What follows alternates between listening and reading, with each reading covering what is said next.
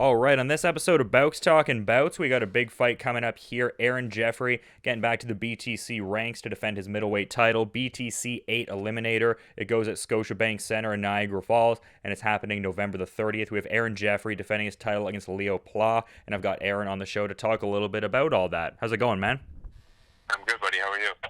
Oh, I'm doing great. I'm doing great. I'm just wondering about like who the regular people you're, getting in that work with ahead of this fight. I imagine it's like the regular, people that you're putting in that work with. And yeah, are there any like new additions though? Any or just going with the tried and true, like just the typical pros at Parabellum and stuff like that? Yeah, I got all the Parabellum guys. They're super consistent. Got a lot of good training partners here. Couple guys I think that are fighting on the same card as me. Bobby Poulter making his pro debut. Solid dude. Kyron Cameron. I'm not sure if he's on the card yet. I know they're looking for an opponent. Got Elias Theodoro. He's always a great training partner for me. And then I was actually down in Syndicate in Vegas for a month, and there's a lot of solid dudes there, and they're super nice to me down there.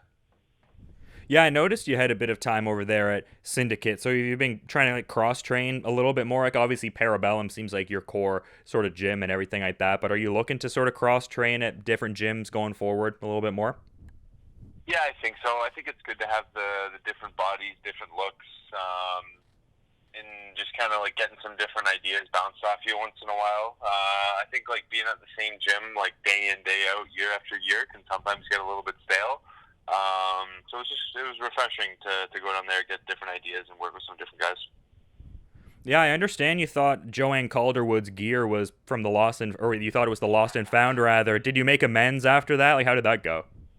Yeah, I brought her some peace offerings. I got her a gift card for a coffee shop, but yeah, probably not my best first impression. Oh, I can definitely relate to moments like that though, man. So definitely understand where you're coming from on that. But I noticed you had a pretty big anniversary a little while ago, celebrating 5 years as a pro, and you did so last month. What does that mean to you? Is it kind of like a surreal thing, almost like, oh damn, 5 years, or is it just like one of those things where like you've just been really putting in the work and you don't think about it? Like, do you perceive it as a milestone, I suppose, or frame it in any kind of way? Not really. Like it's kind of cool to think about it, but no, I don't think it's too meaningful. But man, time flies. I can't believe it's been that long. Like I feel like I just stepped into the cage for my first time like yesterday. And then like even before that, I think I fought amateur for like 3 years. So yeah, it's been a journey.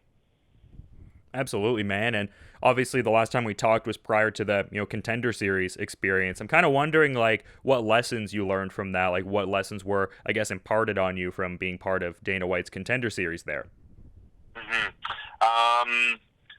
I don't think anything like outside of a couple like skill set issues. I guess like a couple technical mistakes in the fight that we worked on in the training camps afterwards.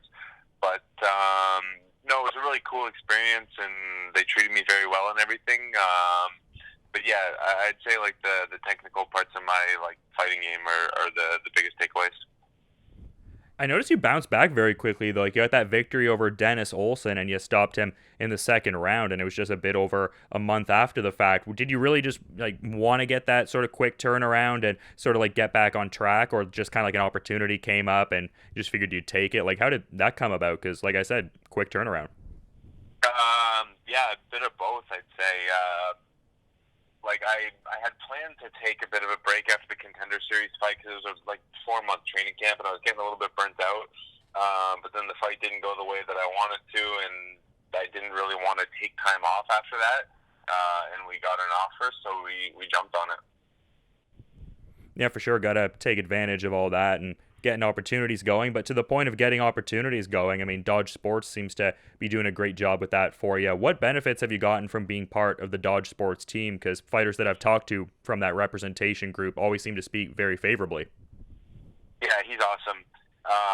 Like he's got good connections. He got me on a Contender Series, which was a huge jump for my career for sure.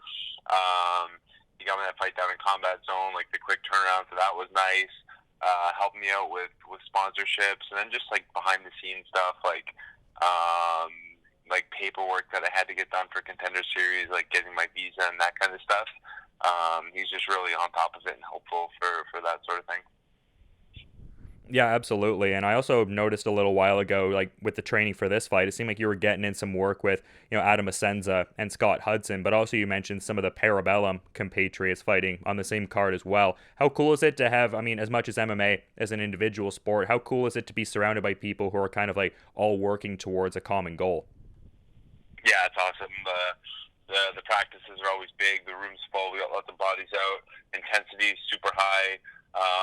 Like everyone's kind of on the same wavelength. Like we're all working towards like one night that's coming up. So yeah, it's awesome.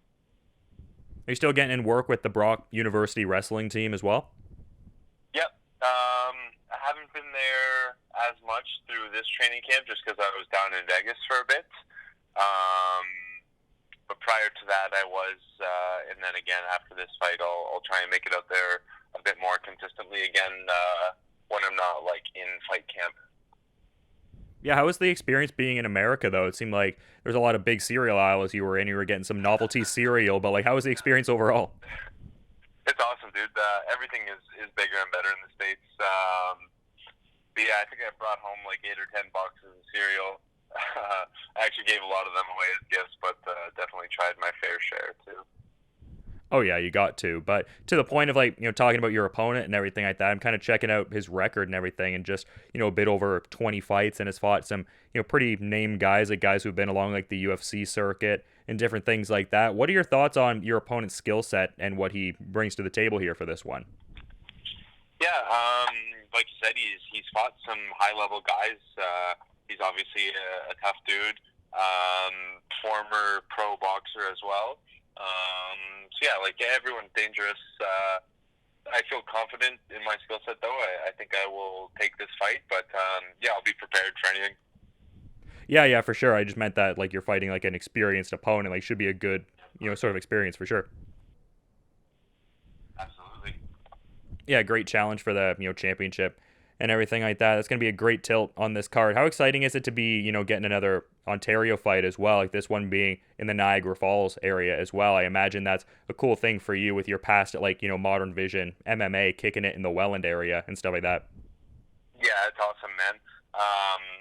I still consider myself one of the Niagara boys. So there's a bunch of guys like back in Niagara. We all started at Modern Vision together. So it's cool to kind of come full circle and be back in Niagara with all those guys and getting to fight in our hometown. It's pretty sweet.